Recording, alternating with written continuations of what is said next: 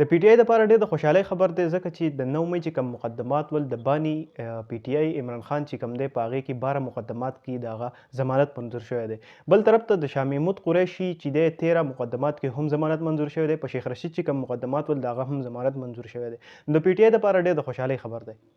بل اړخ ته که مونږ وګورو نو د زرداري او د شهباز شریف چې کوم دی ملاقاتونه ډېر په زور او شور سره شروع دي او کیدای شي دا ویل کېږي چې دوی دواړه اتحاد وکړي او حکومت چې دی هغه دوی په یو ځای باندې رغ کړي.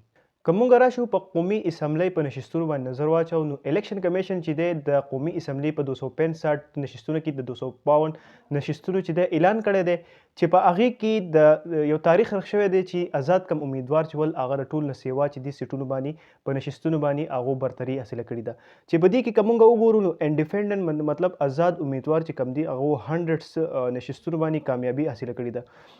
دویم پوزیشن چې دی د پی ایم ال ان چې دی 71 نشستونه دي، د پی پی پی چې دی هغه 54 دي، د ایم کیو ایم 17 دي، د پی ایم ال کیو چې دی هغه 3، د جی یو آی چې دی هغه 2 دي او د آی پی پی چې دی هغه 2 سیټونه چې دی هغه برتري په هغې باندې حاصله کړې ده.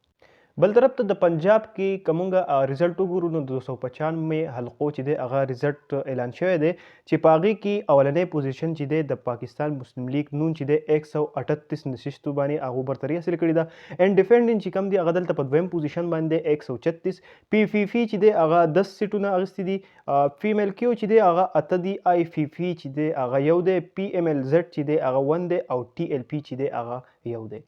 نو دا خو دی د پنجاب دغه چې په دې کې دلته پی ایم ال ان چې دی هغه پس پوزیشن اخیستی او دویم چې کوم دی هغه انډیپینډنټ اخیستی دي. بل طرف ته که مونږ وګورو نو د سیند په 130 نشستو کې چې کوم دی هغه هم رزلټ چې دی اعلان شوی دی چې په هغې کې پی پی پی چې کوم دی هغه د ټول نه سیوا سیټونه اخیستي دي، 84 نشستو باندې هغو کامیابي حاصله کړې ده.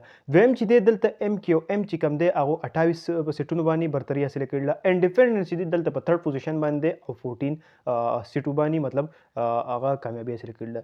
جی آی چې کوم دی هغه دلته 2 اخیستي دي او جی ډي ای چې کوم دی هغه هم 2 اخیستي دي دلته. د دې نه پس خیبر پښتونخوا ته که مونږ راشو نو هلته په انډیپینډنټ چې دی هغه د ټول نه ټاپ دی. د پی ټي آی هلته خو کلین سویپ شوی دی، نو انډیپینډنټ چې دلته کوم دی هغو 91 نشستو باندې کامیابي حاصله کړې ده. جی یو آی چې دی دلته په دویم پوزیشن دی او 7 سیټې چې دي هغو اخیستي دي. پی ایم ال ان چې دی هغو 15 نشستونو باندې کامیابي حاصله کړې ده. پی پی پی چې دی دلته 4 نشستونه او جی آی چې دی دلته 3. نو دا یو څو خبرې وې، یو څو نیوز ول، نو دا ډېر انفارمیټیو ویډیو ده. دا ویډیو تاسو وکتله نو مخکې د ملګرو سره دا ویډیو شیر کړئ او په کمنټ کې ضرور خپله رای راکړئ چې حکومت به د چا رغېږي. دا رای به خامخا تاسو په دې کمنټ کې لیکئ. ډېره مننه، مهرباني، الله خوشحاله او آباد ساته.